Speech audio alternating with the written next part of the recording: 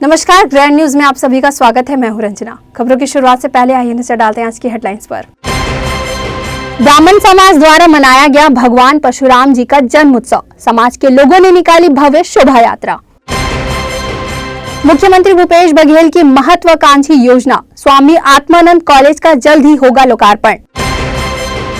दुर्ग police के द्वारा यातायात नियम को लेकर लगातार की जा रही सख्ती से कार्यवाही। वहीं लोगों को हेलमेट और सीट बेल्ट लगाने की दी गई समझाइश। ग्रैंड न्यूज में अब खबरें विस्तार से। सर्व ब्राह्मण समाज भिलाई के द्वारा हर्षोल्लास के साथ भगवान परशुराम जी का जन्म उत्सव मनाया गया। समाज द्वारा भव्य शोभा यात्रा निकाली गई। इसके साथ ही जगह जगह पर प्रसाद का वितरण भी किया गया। सर्व ब्राह्मण समाज भिलाई द्वारा भगवान परशुराम का जन्मोत्सव पूरे विधि विधान एवं धार्मिक आयोजनों के बीच मनाया गया। इस महत्वपूर्ण दिन को और अधिक गौरवशाली बनाने केनाल रोड हथखोज डबरापारा से नंदिनी रोड पहुंच मार्ग का नामकरण समाज द्वारा अपने आराध्य देव भगवान परशुराम के नाम से किया गया। इसी प्रकार खुर्सीपार ITI के पूर्व केनाल रोड चौक पर भगवान परशुराम जी के विशालकाय परशु को स्थापित किया गया, ताकि अन्य समाजों की तरह सर्व ब्राह्मण समाज के एकत्रीकरण का एक स्थान सुनिश्चित हो सके। कार्यक्रम में केनाल रोड भगवान परशुराम चौक से भव्य शोभा यात्रा निकाली गई, जिसका समापन न्यू खुर्सीपार परशुराम मंदिर में हुआ। शोभा यात्रा में बड़ी संख्या में महिलाएं शामिल हुई। इसके बाद भंडारे का भी आयोजन किया गया, जिसमें सैकड़ों की संख्या में लोग एकत्र हुए और प्रसाद ग्रहण किया। आयोजन की जानकारी सर्व ब्राह्मण समाज भिलाई के पदाधिकारियों ने दी। परशुराम चौक का उद्घाटन इसलिए नहीं है कि इससे कोई ब्राह्मण समाज गौरवान्वित होगा। परशुराम एक पौराणिक चरित्र हैं और जो इस बात को बताता है कि समाज में अगर अन्याय और अत्याचार होता है तो उसके सामने खड़ा होना चाहिए। और ये जो गलत धारणाएं प्रस्तुत की जाती हैं कि परशुराम ने 17 बार क्षत्रियों का नाश किया, वो मामला वैसा नहीं है। उन अन्यायी राजाओं का जो प्रजा का पालन नहीं करते थे उनको उन्होंने दंड दिया, उनको गद्दी से उतारा और उसकी जगह ऐसे लोगों को बैठाया जो प्रजा के हित में काम करने वाले होते हैं। इसलिए कोई ब्राह्मणों की ख्याति के लिए, ब्राह्मणों के गौरव के लिए चौक का उद्घाटन नहीं है। इस चौक को परशुराम के नाम के साथ वो जो ख्याति जुड़ी हुई है उसका सारे समाज को ध्यान रहे, इसलिए इस चौक का यहाँ परशुराम जी के नाम से नामकरण किया गया है। बहुत बहुत धन्यवाद। जैसा कि पांडे जी ने कहा, शौर्य का भाव हमारे संपूर्ण समाज में जागे, त्याग का भाव जागे, अन्याय के खिलाफ लड़ने का शौर्य साहस जागे। इसके लिए परशुराम जी का स्मरण करना जरूरी होता है। लोग इस रास्ते से चलेंगे, आएंगे, जाएंगे। जब परशुराम जी को देखेंगे प्रतीक के स्वरूप हैं तो उन्हें शौर्य जागेगा, कर्तव्य भावना जागेगी। इस भावना को लेकर हम लोगों ने हमारे पार्षद पीयूष मिश्रा के नेतृत्व में, उनके सहयोग से आज इसका नामकरण ब्राह्मण चौक किया है। हमें बड़े गर्व का विषय है। समग्र ब्राह्मण समाज के छत्तीसगढ़ के अध्यक्ष वीरेंद्र पांडे जी हमारे बीच उपस्थित हैं। लोग जानते हो भी एक राजनीति में त्यागी व्यक्ति हैं और उनके कार्यक्रमों से उद्घाटन हुआ है। हम इसके लिए आदरणीय पांडे जी को, आप सबको, संपूर्ण समाज को बहुत बहुत बधाई देते हैं। ग्रैंड न्यूज के लिए अतुल शर्मा की report. Swami Atmanand English medium school की सफलता के बाद अब छत्तीसगढ़ की भूपेश बघेल सरकार महाविद्यालय की ओर बढ़ रही है। छत्तीसगढ़ सरकार ने अब स्वामी आत्मानंद कॉलेज शुरू करने का निर्णय लिया है। छत्तीसगढ़ के दुर्ग में Swami Atmanand English medium college खुलने जा रहा है, जिसकी तैयारी लगभग पूरी हो चुकी है, जिसका लोकार्पण CM भूपेश बघेल जल्द ही करने वाले हैं, जिसका मूल्य उद्देश्य राज्य के गरीब से गरीब बच्चों को निजी कॉलेजों की तरह अच्छी सुविधा दिलाते हुए अंग्रेजी माध्यम से पढ़ाई कर उन्हें भावी प्रतियोगिताओं के लिए तैयार करना है, जिससे शिक्षा के क्षेत्र में अवसर की असमानता को दूर किया जा सके और शैक्षणिक गुणवत्ता को बढ़ावा दिया जा सके। छात्राओं को मुख्यमंत्री की जो मंशा है, पहले आत्मानंद स्कूल खोला गया, उसके बाद अब आत्मानंद कॉलेज खोलने की जो बारी आई है। मैं सोचता हूँ कि ये अंग्रेजी मीडियम से जो बच्चे अब आत्मानंद स्कूल में पढ़ रहे हैं उनके लिए ये नींव का पत्थर साबित होगा। और स्वतः ही मुख्यमंत्री की बहुत ही दूरदृष्टि सोच है, जिसके लिए मुख्यमंत्री जी ने ये आत्मानंद स्कूल का नींव रखा है और आने वाले समय में ये बच्चों के लिए बहुत लाभकारी होगा। आकस्मिक नए आयाम गढ़ते जा रहे हैं। जो उन्होंने पहल की है बहुत ही सराहनीय है और साथ ही उनको धन्यवाद देते हुए यह मन में कई बार ख्याल आता है कि काश ये हमारे पढ़ाई के समय में कुछ ऐसी योजना चालू हुई होती तो शायद आज हम कहीं और अच्छे आयाम गढ़ रहे होते। और बहुत बहुत धन्यवाद देना चाहूँगा शायद दुर्ग से ये अब 10 किलोमीटर के रेडियस में ये है और सैकड़ों की तादाद में छात्रों को इसका लाभ मिलेगा और पुनः बधाई देते हुए उन्हें बहुत बहुत धन्यवाद देना चाहूँगा। उच्च शिक्षा विभाग के द्वारा इस माह में केवल अंग्रेजी माध्यम से BSc BCom विषय की पढ़ाई कराई जाएगी, तो वहीं कॉलेज में डिप्लोमा सर्टिफिकेट कोर्स भी कराए जाएंगे।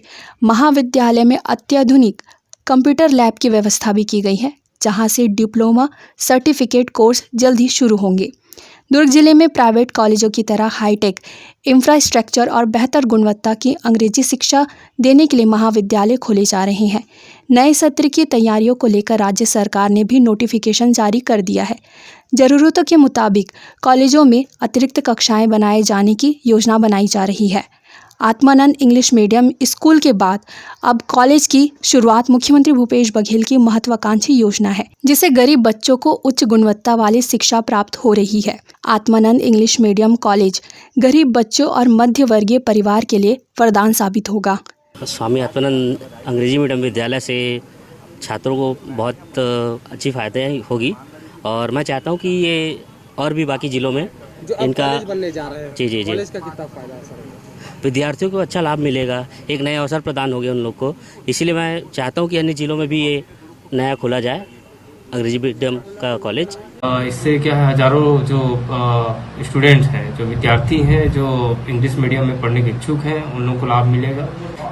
स्वामी आत्मानंद कॉलेज भी जो है वो दुर्ग जिले में तैयार हो रहा है, उसका अपडेट हो रहा है।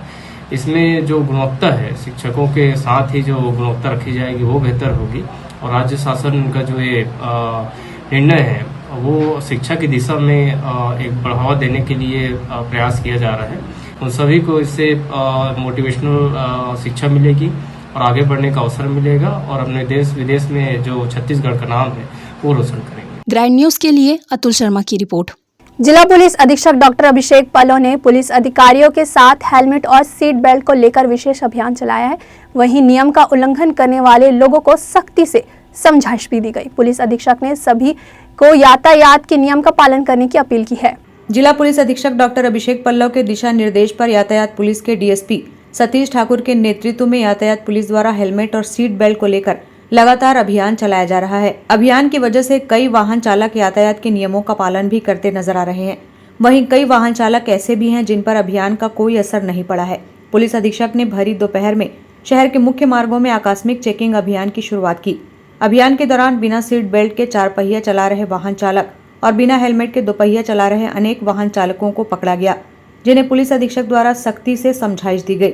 वहीं अनेकों वाहन चालक भी ऐसे नजर आए जो यातायात के नियमों का पूरा पालन कर रहे थे। अभियान के दौरान एक पुलिसकर्मी को भी पकड़ा गया, जिसके द्वारा बिना हेलमेट लगाए वाहन का परिचालन किया जा रहा था। पुलिसकर्मी से भी जुर्माना वसूलने की कार्रवाई की गई। अभियान की जानकारी पुलिस अधीक्षक डॉक्टर अभिषेक पल्लव ने दी। सर्विसेज डे है 21 अप्रैल।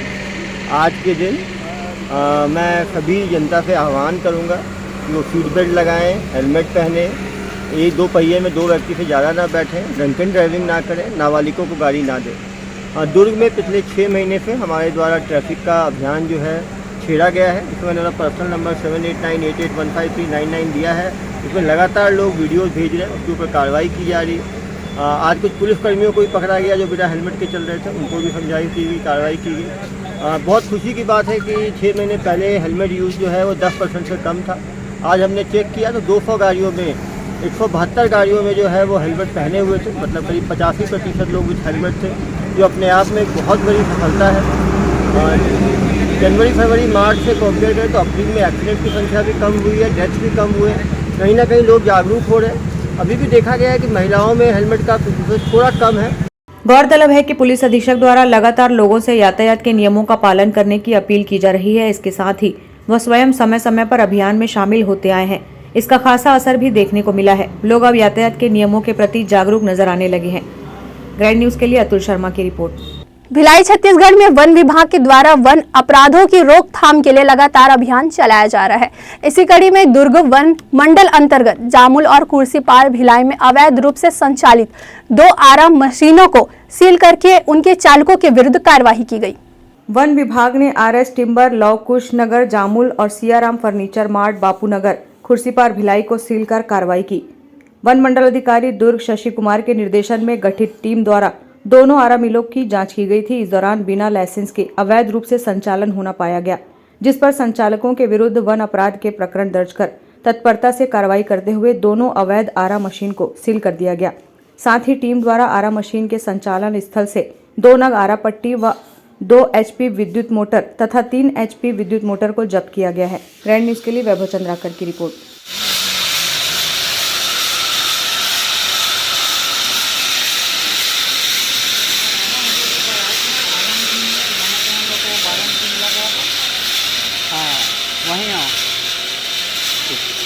भिलाई में बैंक व निगम में नौकरी लगवाने के नाम पर चरोदा बस्ती की 9 महिलाओं से 7,80,000 रुपए ठगी करने वाले 2 आरोपियों के खिलाफ पुरानी भिलाई पुलिस ने धोखाधड़ी की धारा के तहत प्राथमिकी दर्ज की है। चरोदा निवासी श्रीमती पार्वती खोसरे के द्वारा एक लिखित आवेदन प्रस्तुत किया गया था, जिसमें चरोदा के ही विपिन माने एवं ज्योत्सना माने के द्वारा पार्वती खोसरे एवं इसके अन्य साथी 8 अन्य साथी कुल 9 लोगों से ये विपिन माने एवं ज्योत्सना माने ने नौकरी लगाने के नाम पे जो है पैसा लेकर इनके साथ धोखाधड़ी किया है।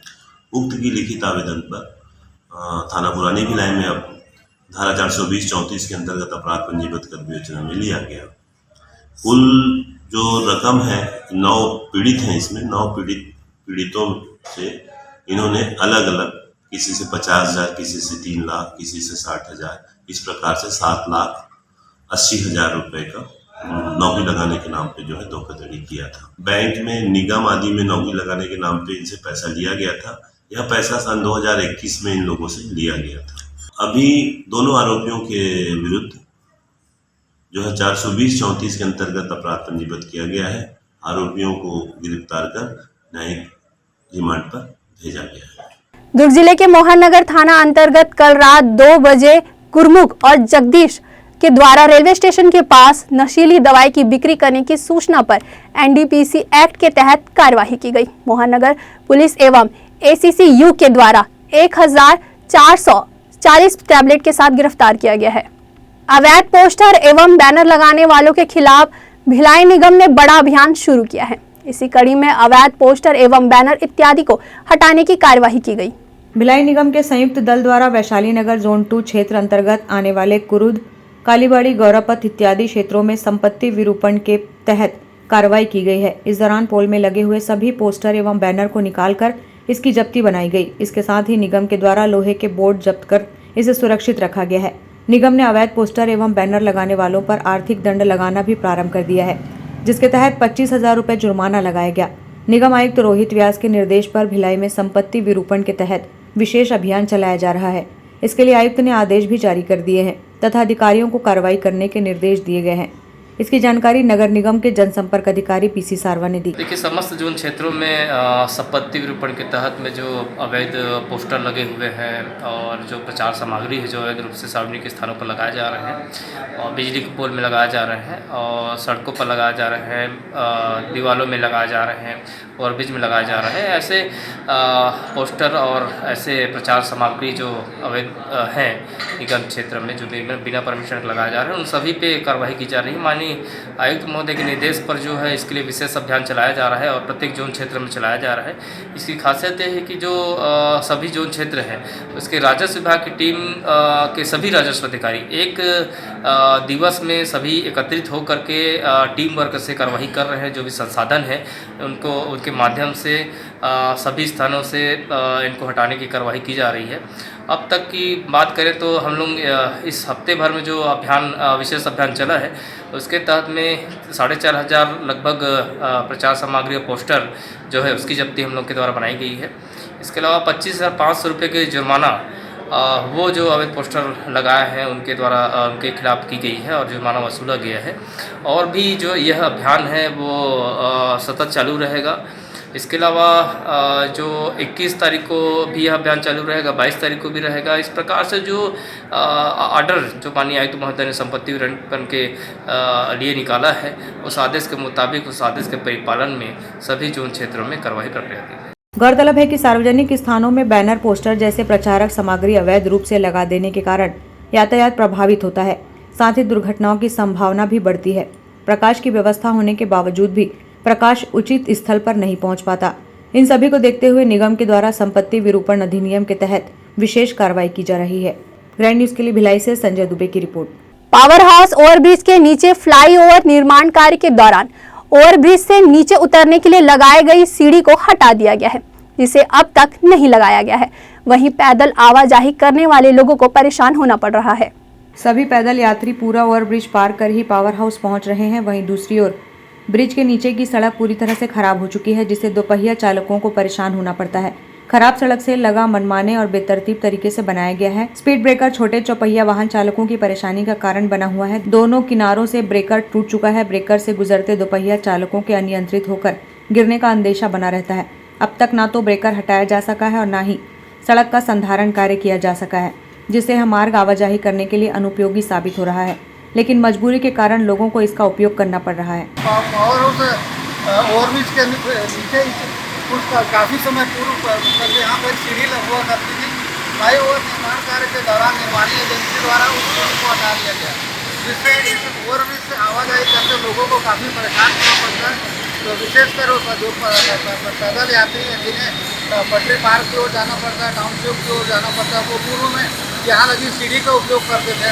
क्योंकि सीढ़ी हट जाने से इन्हें काफ़ी लंबा फासला तय करना पड़ता है। उसी बीच हम आपको यह बताना चाहते हैं कि ऊपर खबर हो चुके रास्ते को बनाने को लेकर के नगर निगम द्वारा किसी तरह का कोई प्रयास नहीं किया, अब तक कोई पहल नहीं की गई। हालांकि बीच में कुछ दिन पूर्व नगर निगम के अधिकारियों द्वारा इस क्षेत्र का सर्वे भी किया गया था और इस मार्ग को समतल करने की बातें भी कही गई थी, जो कि मात्र फाइलों में ही दर्ज है। दूसरा हम आपको ये बताना चाहते हैं कि तरतीब ढंग से बनाई स्पीड ब्रेकर में जितने भी पहिया वाहनों से लेकर के चौपहिया वाहन जितने भी वाहन चालक आवाजाही करते इन्हें काफ़ी परेशानियों का सामना करना पड़ता, क्योंकि लोगों के साइलेंसर इससे टकराते हैं। दूसरी ओर इस यहाँ का गिट्टियाँ पड़ी है, लोगों के जो वाहन चालक हैं उनके वाहन पंचर होते हैं। इसे सुधारने को लेकर इसके संधारण को लेकर किसी तरह का कोई प्रयास नहीं किया गया। हालांकि अभी निर्माण कार्य जारी है, लेकिन इसके बावजूद भी लोगों की सुविधाओं को देखते हुए इसे एक बार तो सीढ़ी लगाए जाने की जरूरत है। स्थानीय व्यापारियों सहित अनेक लोगों का यही कहना है कि सीढ़ी पूर्व में जो सीढ़ी लगी थी उसका उपयोग करने से उन्हें काफ़ी राहत मिलती थी और परेशानियों का सामना नहीं करना पड़ता था। अब उन्हें काफ़ी लंबी दूरी का फासला तय करना पड़ता है। नगर निगम प्रशासन और निर्माणी एजेंसी को इस पर ध्यान देते हुए सीढ़ी लगाए जाने की आवश्यकता, साथ ही एकत्रित हो चुके इस ब्रेकर को हटाए जाने की आवश्यकता, ताकि छोटे बड़े जो वाहन चालक हैं उन्हें किसी तरह की परेशानियों का सामना न करना पड़े। ग्रैंड न्यूज के लिए संजय दुबे की रिपोर्ट। दोस्तों, साल भर में ऐसे 4 दिन होते हैं जिसे शुभ मुहूर्त की जरूरत नहीं होती, वो अपने आप में शुभ मुहूर्त होते हैं। दिवाली का, दशहरे का, हिंदू नववर्ष का जिसे हम गुड़ी पड़वा बोलते हैं, और आज का वैसाख का तीसरा दिन जिसे हम अक्षय तृतीया के नाम से जानते हैं। आज ही के दिन गंगा मैया अवतरित हुई थी। आज ही के दिन चारों युगों का निर्माण हुआ था, कलयुग का, त्रेता युग का, द्वापर युग का और सतयुग का। और आज ही के दिन विष्णु भगवान के छठे अवतार परशुराम जी का जन्म हुआ था। इसीलिए इस दिन को हम परशुराम जयंती के नाम से भी मनाते हैं। आज अक्षय तृतीया है। अक्षय का मतलब होता है कि कभी क्षण ना होने वाला, कभी खत्म ना होने वाला। तो इसीलिए आज जो भी चीज़ हम ग्रहण करते हैं वो हमेशा हमारी जिंदगी में रहती है। आज वैसे तो बहुत सारी चीज़ें हैं ग्रहण करने के लिए, लेकिन उसमें से एक चीज़ है दोस्ती, रिलेशंस। हम दोस्ती आज ग्रहण करें, रूठों को मनाएं, दोस्ती करें, रिलेशन बढ़ाएं, जो कि कभी ख़त्म ना हो और हमारे जीवन में हमेशा रोशनी करती रहे और उनके जीवन में भी रोशनी करती रहे और हमेशा अक्षय रहे। आप सभी को अक्षय तृतीया की हार्दिक शुभकामनाएं।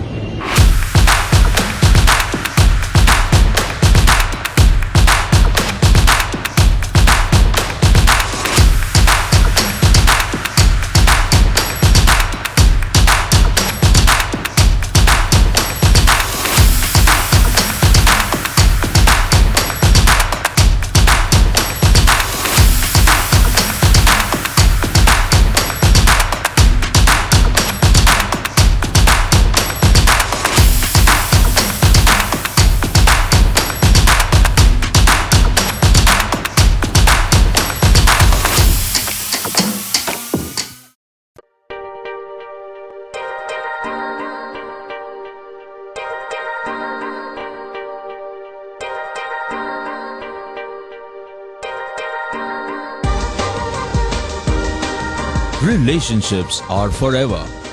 Out of all loved ones, your children are most precious. One of our biggest dreams is to give our children's marriage the top in luxury and facility.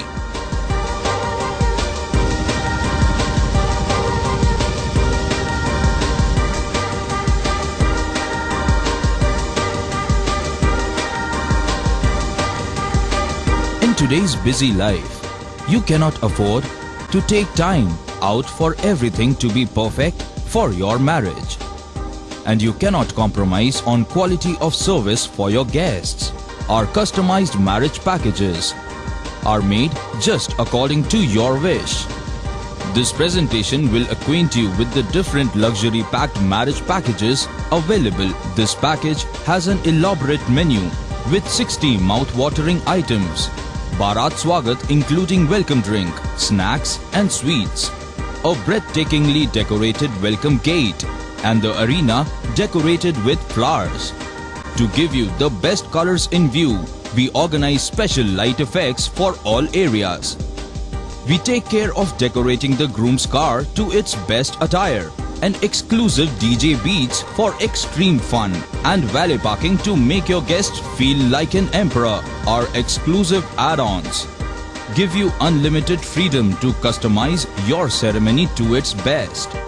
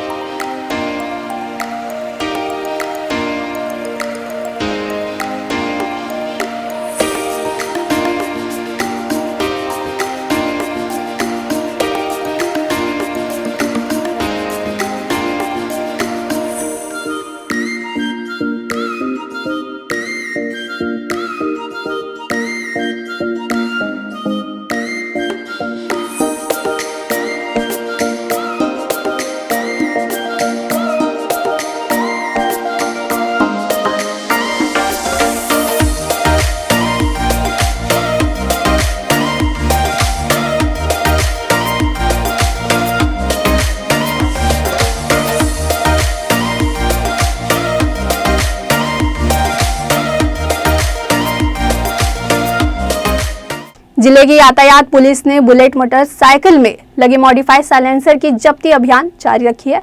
लोगों से मिली सूचना और कार्यवाही के दौरान अब तक 300 से अधिक मॉडिफाइड साइलेंसर को जब्त किया जा चुका है। बुलेट मोटरसाइकिल में लगे मॉडिफाइड साइलेंसर के जब्ती अभियान को यातायात पुलिस ने निरंतर जारी रखा है। व्हाट्सएप के माध्यम से मिली सूचना के आधार पर ऐसे वाहन चालकों पर कार्रवाई करने के साथ मॉडिफाइड साइलेंसर को जब्त किया जा रहा है।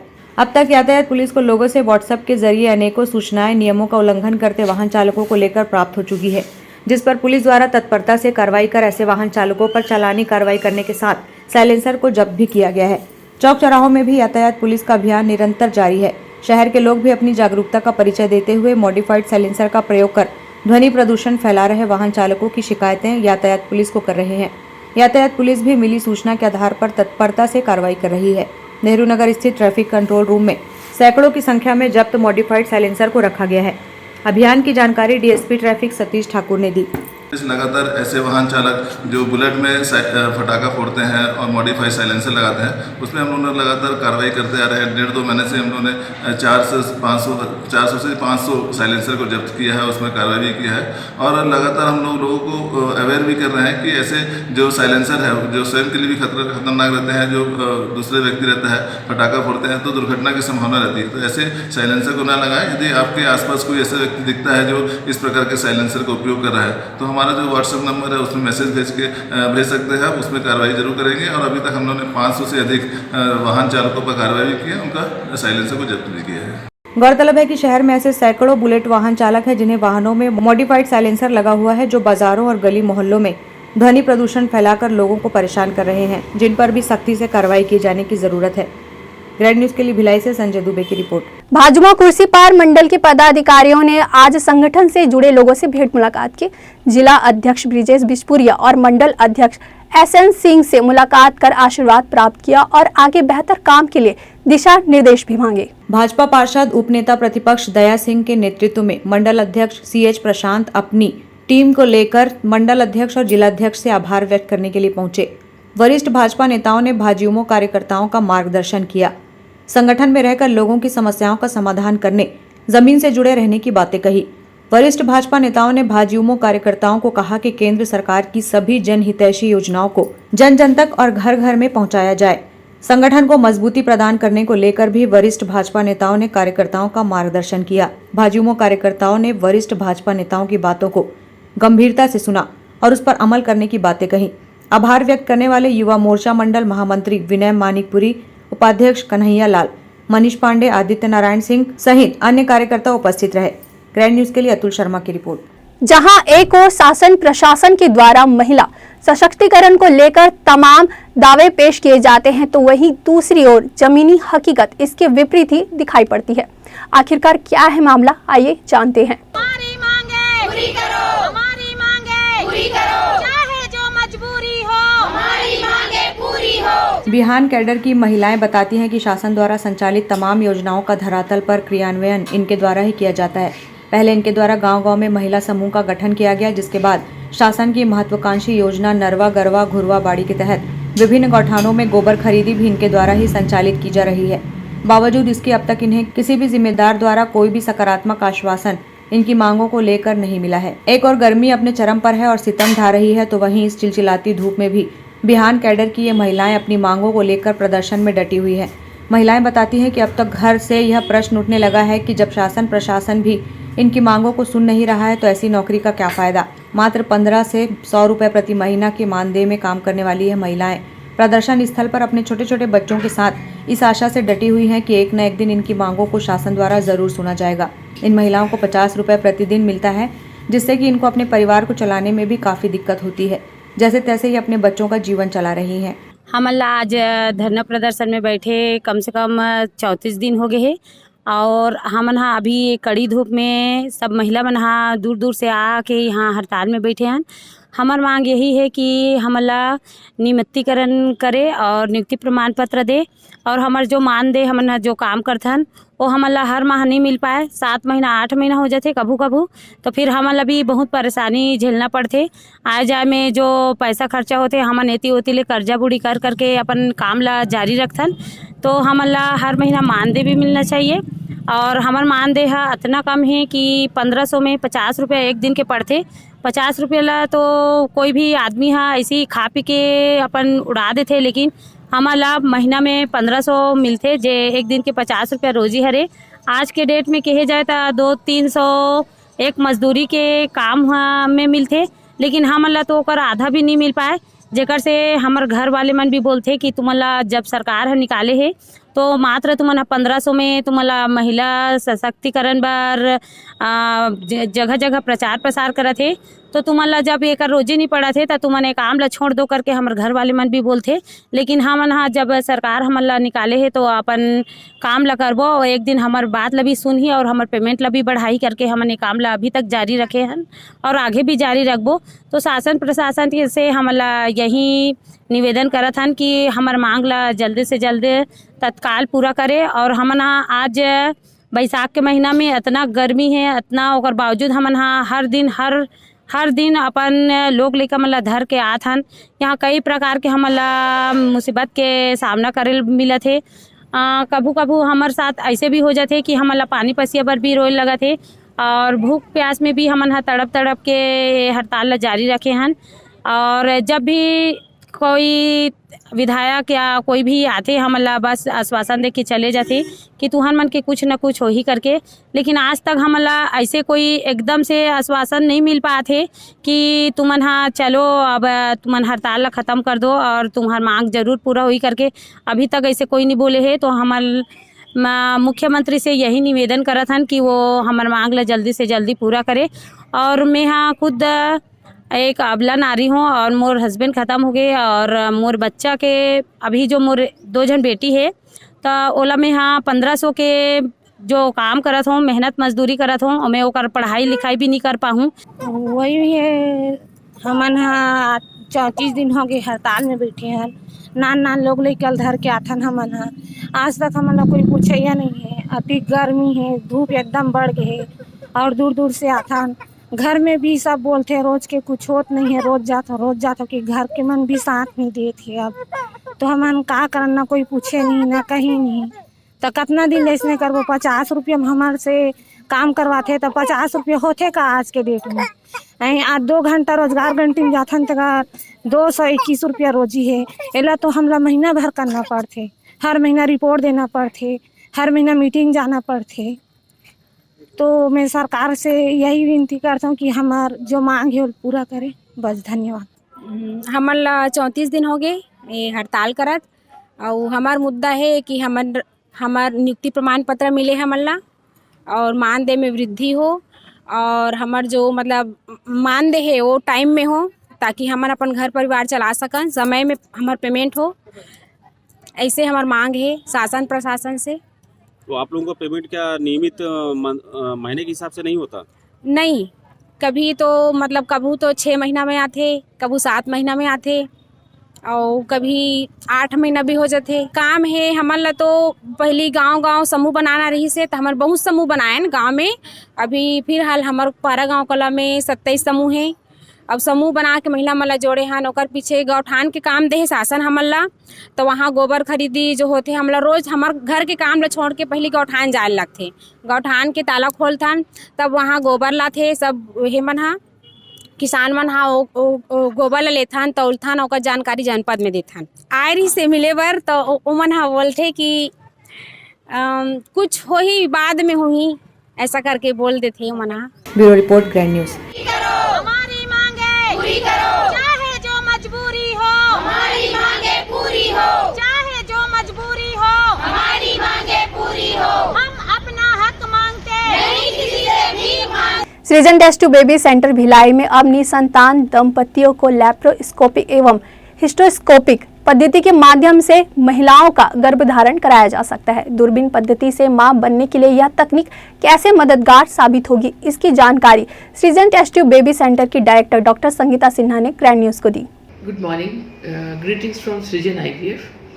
मैं डॉक्टर संगीता सिन्हा आज इस नॉलेज शेयरिंग एक्टिविटी में फेसबुक और इंस्टा के माध्यम से मैं आप लोगों को लैप्रोस्कोपी और हिस्टोस्कोपी के बारे में कुछ जानकारियाँ देना चाहती हूँ कि ये दूरबीन पद्धति जो है वो इनफर्टाइल पेशेंट को, निसंतान महिला को कैसे मदद करता है माँ बनने के लिए, उसके बारे में मैं आपको बताना चाहती हूँ।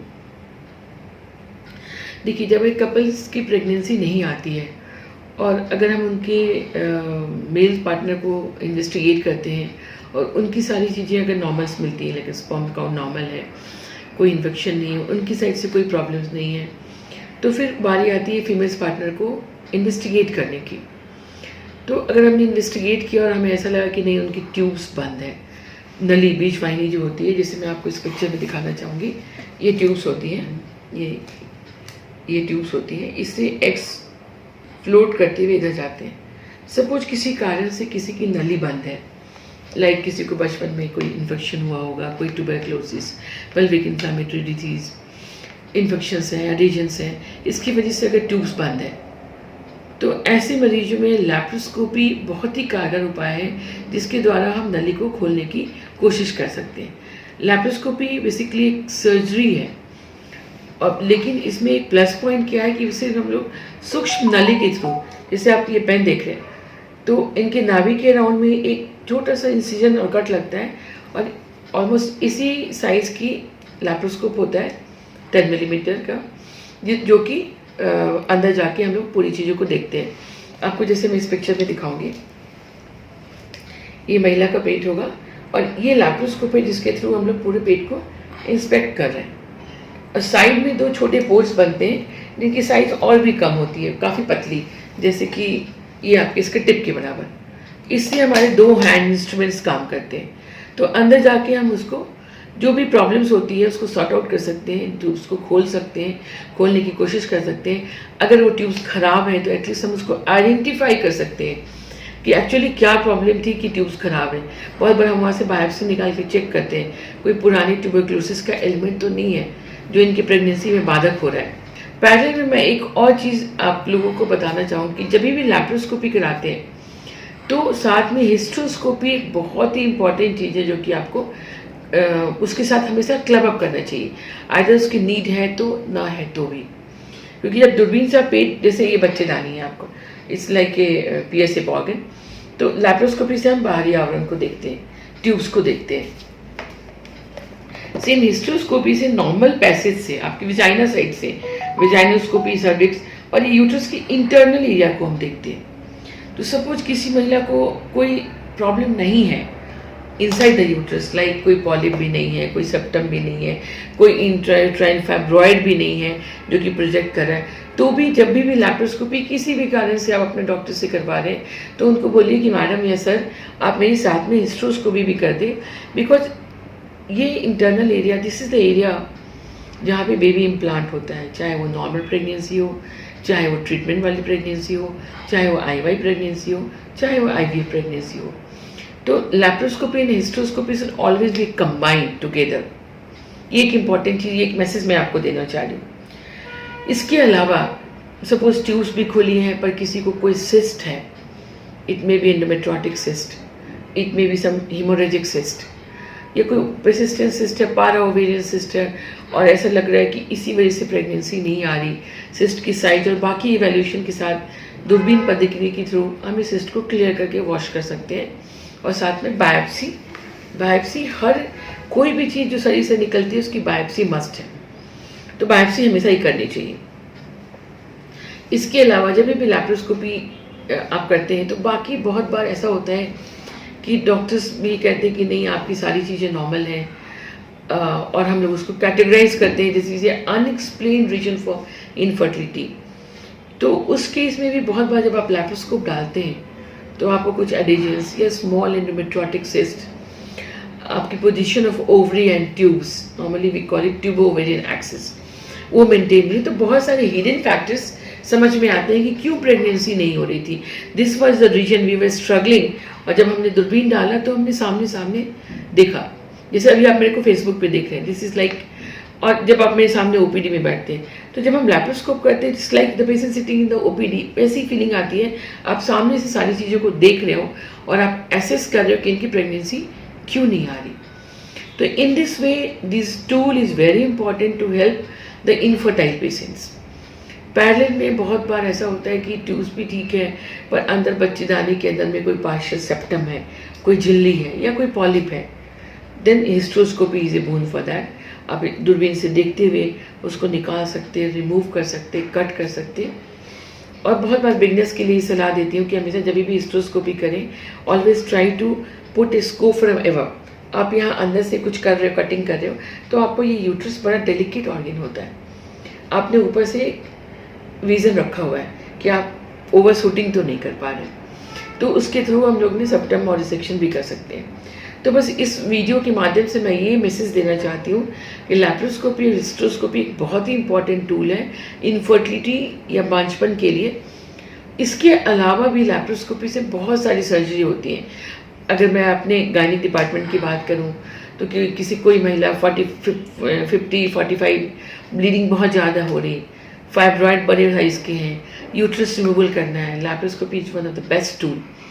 आप देखते हुए काम करते हो, आप छोटे छेद से काम करते हो, नेचुरल पैसे से बच्चेदानी निकल जाती है, तो बड़े चीज़े से बचते हैं, हॉस्पिटल स्टे से बचते हैं, ब्लीडिंग कम होती है, सूचर्स कम यूज़ होते हैं, क्योंकि बहुत बड़े हार्मोनिक्स और ऐसे इक्विपमेंट्स आ गए जिसके द्वारा आप सिर्फ उसको कॉटराइज करके निकाल देते हो, तो सूचर्स भी कम होता है, यूज़ होता है, कॉस्ट कटिंग होता है, हॉस्पिटल स्टे कम होता है।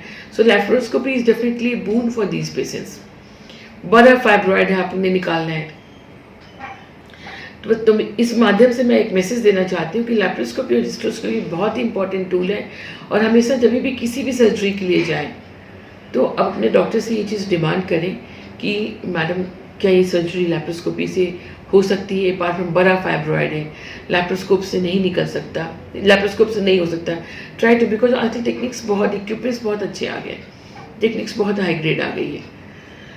तो अगर आपको इस वीडियो मेरा शेयर करने कुछ भी क्वेरीज़ हैं तो आप मेरे से बात करें। मेरे centre the Srijan Bhilai test tube baby centre जो कि सुपेला में स्थित है। फेसबुक पे आप अपनी क्वेरी रेज कर सकते हैं। I will very happy and obliged to talk to you and answer to your queries.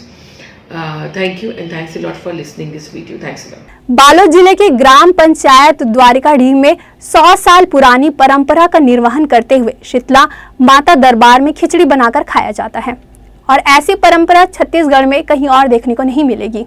Balod जिला गुंडरदेही ब्लॉक के अंतिम छोर गांव ग्राम पंचायत डॉकीडीह, इस गांव में अक्षय तृतीया के दिन पूरे गांव के बाबा जी का मठ है और ठाकुर देव के पास पूजा अर्चना करके गांव के शीतला माता के दरबार में पूरे गांव के लोग खिचड़ी बनाकर खाते हैं। यहाँ की परंपरा अभी भी चलती आ रही है। गांव के किसान व अध्यक्ष सेवा सहकारी समिति खप्परवाड़ा डॉकीडीह निवासी घनश्याम चंद्राकर ने बताया कि यह परंपरा 100 साल से चली आ रही है। पहली बार एक महामारी बीमारी फैली थी और गांव में महामारी से परेशान थे, तब गांव में एक बाबा जी आए।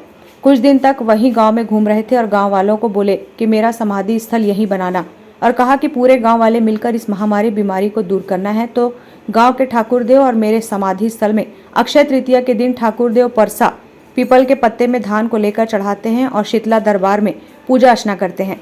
वहां सिर्फ पुरुष लोग घर से चावल, उड़द दाल, गुड़ तीनों को मिलाकर खिचड़ी बनाते हैं और आम के अचार के साथ खाते हैं। यह परंपरा कई वर्षों से चली आ रही है। यहाँ सुबह 8 बजे से 12 बजे तक सिर्फ पुरुष लोग ही खिचड़ी बना के खाते हैं। ऐसी परंपरा छत्तीसगढ़ में कहीं नहीं है। इसके चलते आगामी वर्ष के लिए देवी देवताओं का पूजा पाठ करके ग्रामवासियों के लिए उज्जवल भविष्य की कामना की। इस अवसर पर गांव के बैगा गणेश राम साहू, सरपंच ग्राम पंचायत डॉकीडीह मोहन चंद्राकर, उप सरपंच राजेश साहू और बड़ी संख्या में ग्रामीण जन उपस्थित थे। ये परंपरा सैकड़ों साल पहले से पूर्वज मन चलात आत और आज तक हम मानत हन। और एकर पीछे ये कथा है कि ये गांव के हालत बहुत खराब है, बहुत आदमी मरत रही से, 54-56 आदमी बाँची रही से। तो यहाँ एक बाबा जी रही से, वो समाधि ली और वो समाधि में ये बताया कि अक्षय तृतीया के दिन मोर मट कर सब गांव भर के खिचड़ी बना के प्रसाद के रूप में खाओ और मोर जो भी मतलब पूजा पाठ है वो लोग करहो। एकर से तुम्हारे गांव में कभी भी ये चीज़ है नहीं आ सके। तो ओकरे बताए हुए मार्गदर्शन में हमन आज तक ये पर्व मानते आते हैं, संपूर्ण गांव वाले मानते आते और भविष्य में भी हमन यही है कि हमारे जो लोग लेकर है वो मानते रही, ताकि हमारे गांव के जो उज्जवल भविष्य है और वह हमेशा के लिए सही रहा है। ग्रैंड न्यूज़ के लिए वैभव चंद्राकर की रिपोर्ट। ग्रैंड न्यूज़ की खबरों में फिलहाल इतना ही। मुझे दीजिए इजाजत। नमस्कार।